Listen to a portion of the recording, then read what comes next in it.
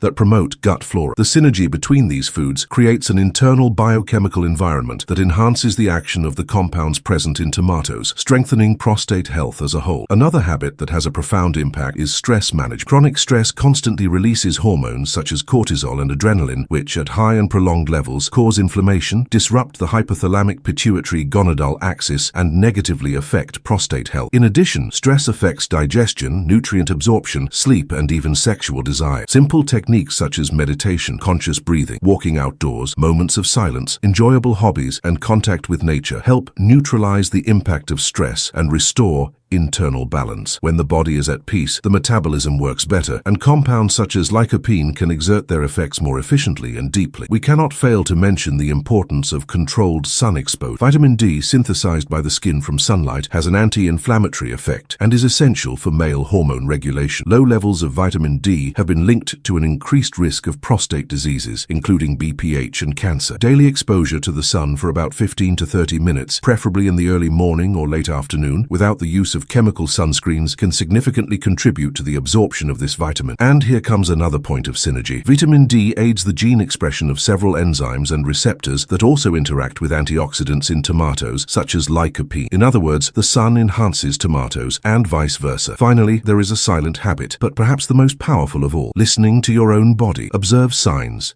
notice changes, respect limits, and respond consciously to the alerts your body gives you. When a man becomes attentive to his own body, he also becomes responsible for his choices. He does not wait for the solution to come from outside, but builds, day after day, an internal environment conducive to health. And it is in this fertile ground that tomatoes work most powerfully, not as a miraculous savior, but as a silent ally that joins good habits to protect, regenerate, and strengthen. And even though these habits create the basis for true prevention and reversal of prostate symptoms, they are often abandoned because of myths and misinformation spread on social media, in bar conversations, or even by malicious salespeople. Therefore, before closing, it is necessary to take an essential step: identify and debunk the most common misconceptions about what really works and what is nothing more than an illusion. Because in the pursuit of health, accurate information is as vital as any nutrient.